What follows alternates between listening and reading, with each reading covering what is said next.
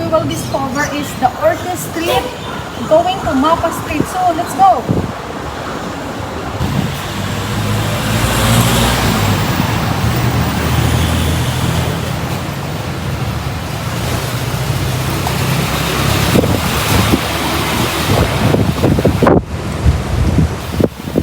Welcome to Iloilo City, and this is the secret passage and the first street we discovered that is used by Ilonggo people to shortcut going to another street of the city. So, let's go guys!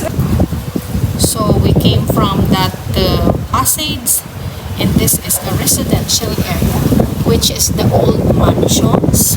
And now, sometimes it is a business area also because this building is the Buho Bakery.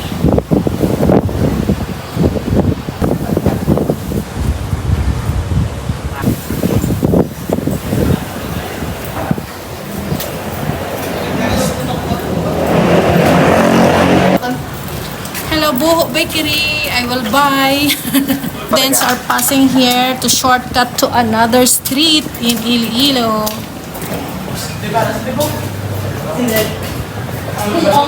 It's the evidence that the Buho Bakery is operating even Sunday. So we will buy bread from Buho. Very cute, very cute Buho, you see. But in other days, they are really open. Check here, Buho Bakery.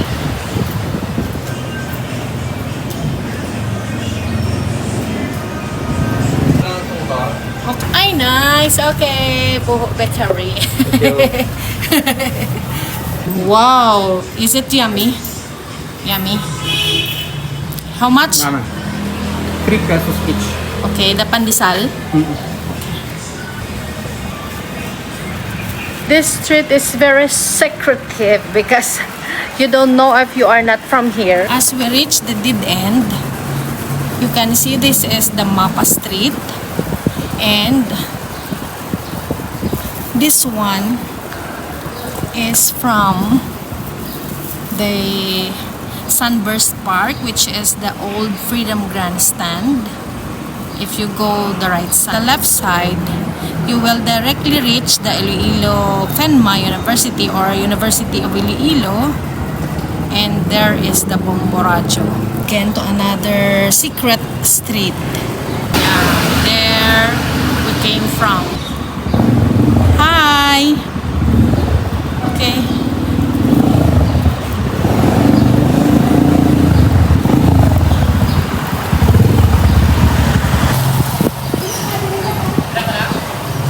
Okay, next stop guys is Mappa Street, going to shortcut to Guanco. So let's go, let's discover this secret passage.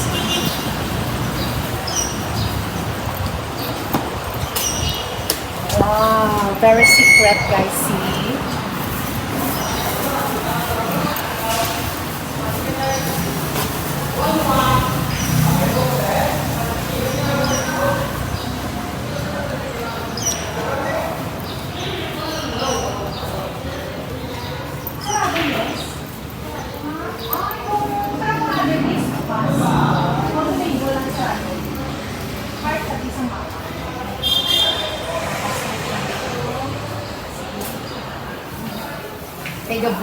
Okay guys, that's it until here only.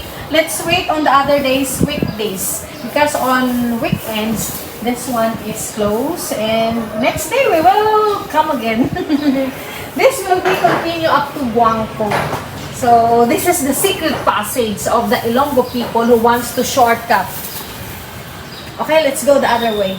When you walking on the weekends, this will go through on the next street, which is the Guanco, which is directly to Iloilo Central Market. But today, because it is weekend, so this is closed for the public to shortcut. So that's it. This area is very secret, but you know, there's a lot of businesses here which offer food like restaurants, jewelry shops, or other businesses which is open every day. is a little bit darker here because maybe the temperature or it may rain. So let's go. Oh, we also seen stairs going up, and this will be renovated soon. So let's go out on this side again and going out. Guys, for complete information, we will go around to the other end of this passage, and now we are here. I am showing you now the entrance of the other end, which is the Guanco Street. The other one we left is the Mappa Street, and if you go from Mappa Street, you will directly go this end, the Guanco Street. So this is the beauty of the entrance of that passage, which is the shortcut from Mappa to Guanco. Okay guys, this will be the next compound or a secret passage that we will discover, and it's called the Hoskin compound at my back. So let's go! If you go to Hoskin compound, you will drop by the Embasa in Guanco Street. So here we go, we will go inside and discover.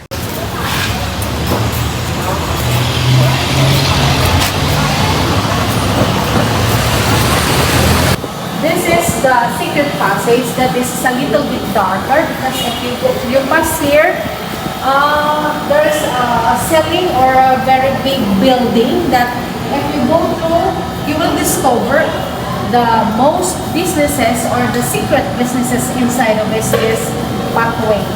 I am very much happy to explore the secret passages and secret street or compound of Iloilo City. On that pathway is where we came from. And when we go inside here, as we go inside this street or secret passage, we can see different kinds of business like grocery store, salon, restaurant, barber shop, and on the dead end, it is the central market, which is ongoing construction as of the moment. So guys, if you are here from Iloilo, you are really familiar with this passage, or the dead end is called the Barangay Munay, Iloilo City. But if you are not familiar with this place, you will be lost because it has two passages. This way is from Rose Pharmacy, and on the other way is from jewelry store. What is the name of that jewelry store? And here inside is the dead end, which is the Iloilo Central Market, but now it is closed. So guys, if you are not been here, please do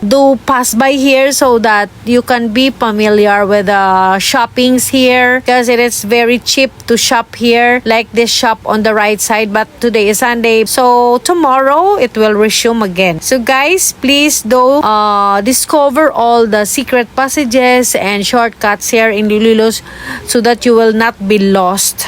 Okay guys, we will proceed now to another location. So that's it for Hoskin compound. We will see this place again next time, and now we will proceed to another secret passages here in Iloilo. The Guanco Street going directly to University of Iloilo or Gaisano Guanco. This street is Guanco Street. We will proceed now to Ral Street, which is not really used by the transportation vehicle, but mostly of the private vehicle. So, to inform the public, this is now Ral Street, which is used by the Iloilo Central Market kiosk. And at the back of this is Santa Maria Catholic School. In front of us is a barangay, which is the C area. And now we proceed to the Ateneo de Iloilo, which is the old Santa Maria School. And next to it is the Santa Maria Parish Church. We can also see the old Santa Maria Gymnasium, and this is the corner of General Blanco Street and Guanco. So as we proceed directly to that area on the dead end, that is the barangay which all the Guimaras noon is going to when they are going home to Guimaras. Many years have passed that this barangay is the only route for those Guimaras noon to go when when they want to go home to Guimaras, and this is the busiest barangay when it comes to transportation because it is flocked by tricycle, tricycad, and jeepneys whom the Guimaras or the other tourists if they want to go to Guimaras. We reached the main road again going to Guanco Street, and we are proceeding to Isnart to discover another secret passages or another secret compound.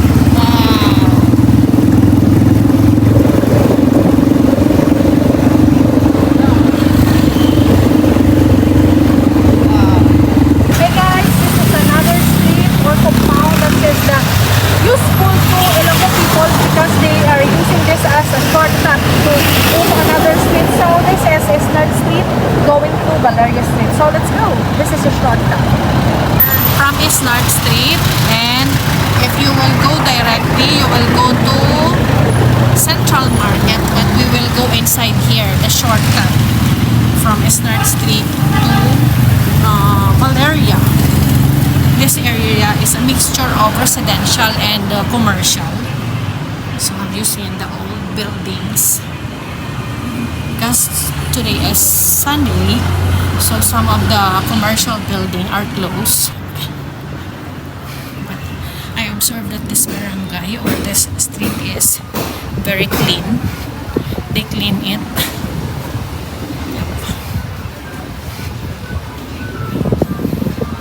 See, there's some commercial and secret street there. Yeah, there's a secret passage.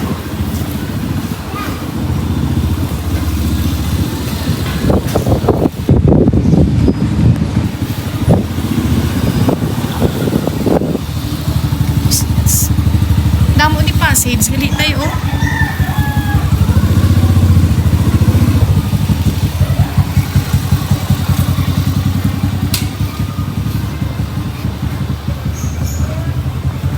This footage is unseen by most of the people because we seldom log this area.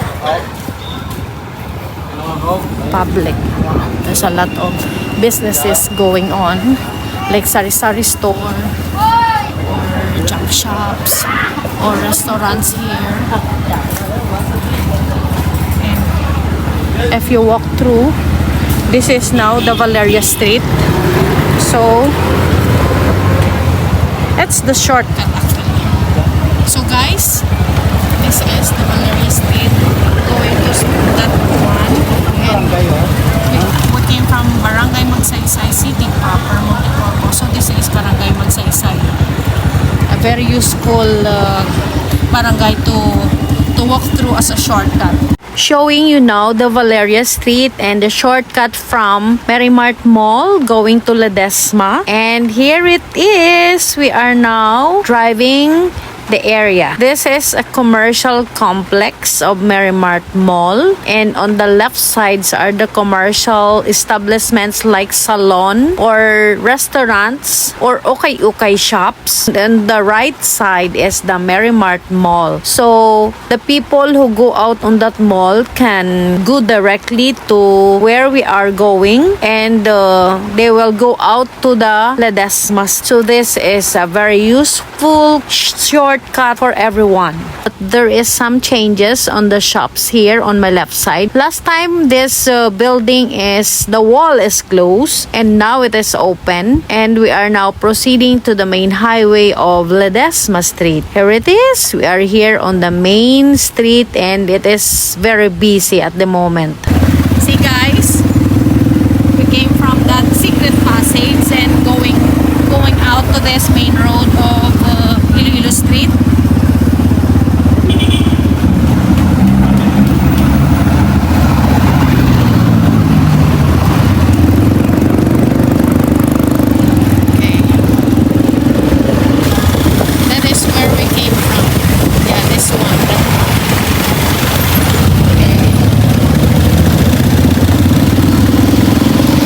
We are on our way to another secret passages here in the downtown area of Iloilo, and it is in Calle Real, Iloilo City. So here it is. Let's go and discover the secret passages that connect from street to another street. This is the area here in Iloilo City because this is the main business district, and we go here in Calle Real Business Center.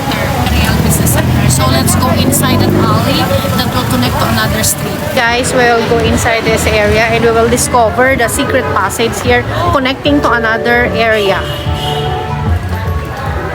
See? There's a lot of businesses. Mostly dresses, ukay-ukay, or barber shops. This one before is a very wide space that can go through or walk through by the people, but now because there's a lot of businesses who rented on this compound or this street, so it becomes smaller and smaller. So there's a salon or restaurants or okay shops, and we will show you the connect. Wow, may kuring-kuring. Hi, kuring! This would be the end part of this street. And because today is Sunday, so maybe the other side is closed. Ay, nagdulog. Why is it so dark? That is the end part and it is closed. So this where we came from is Basa to Isnart Street. So next time, maybe tomorrow, that area is open. This is the first time I see this building who have a secret second floor. And okay, we go out again in this secret passage here in Basa. It is very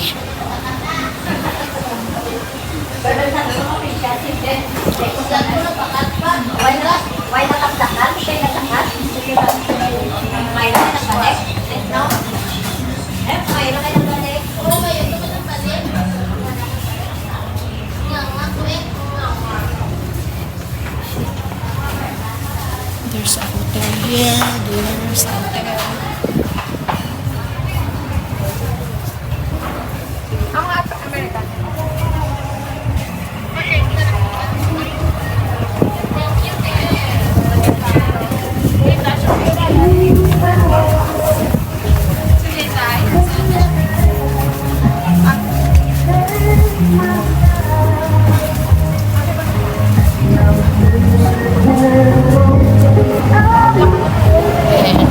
This is it. You go out to the business area in Iloilo, Basa. And that is where we came from. Hey guys, this is the main street of Quezon Street going to Mabini. So we will go inside the Barangay Sampaguita, and this will be the shortcut going to another street on the other side. This is it. Okay guys, let's go. Street, Texas Street. Okay, this is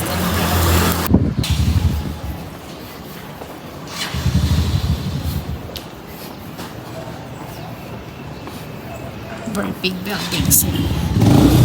This one is residential.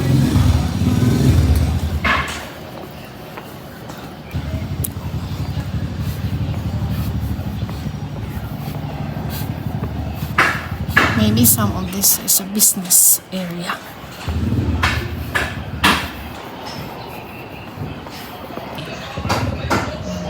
Where we came from. Some buildings are old. Some are new.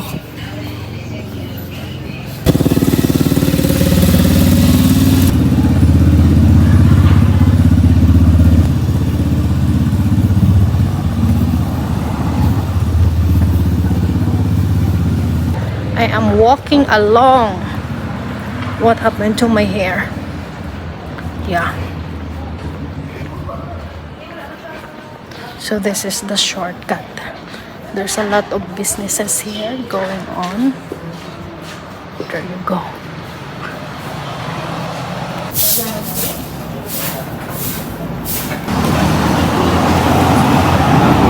Guys, ang pagkita officials reach the dead end, which is now the Mabini Street. Okay. And that is where we came from. And going to General Luna. We are here in Mabolo Delgado Street from the side or at the back of University of the Philippines, Visayas. And we are going to General Luna. This is the easiest and fastest shortcut way to go to General Luna.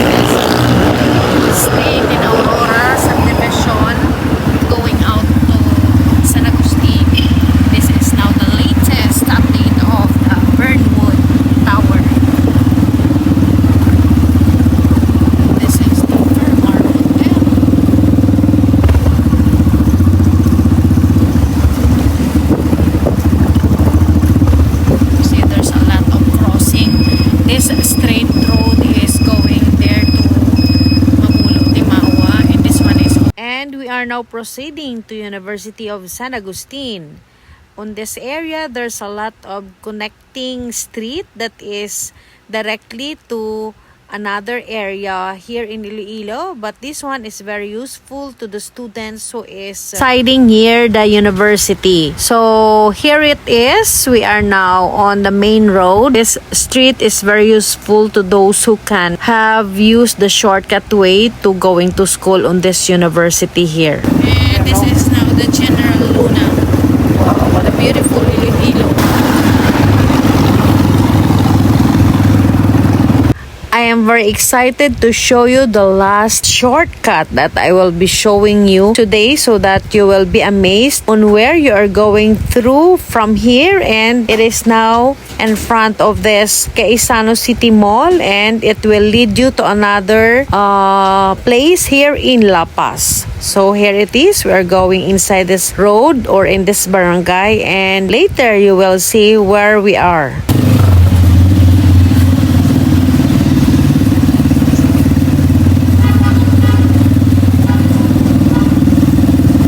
honestly, it is also my first time to discover or to explore the Iloilo City streets and its shortcut. So I am very amazed, and it is very useful for us to travel while we are using the shortcut here in the different areas here in Iloilo City. So to those who are not familiar with the street in Iloilo City, this is the way you can learn in this vlog. We are almost near the highway, and it will show you and lead you to another destination, and we are now on the main road going to La Paz Market or to La Paz Plaza or to Haro. So this is it. This is the secret passages where you can pass through on traffic days. If you like my vlogs, kindly subscribe and hit that notification bell so that every time I post a new video, you will be notified. Okay guys, that's it for today, and we are so very tired and hungry, so we are going to rest. Thank you so much.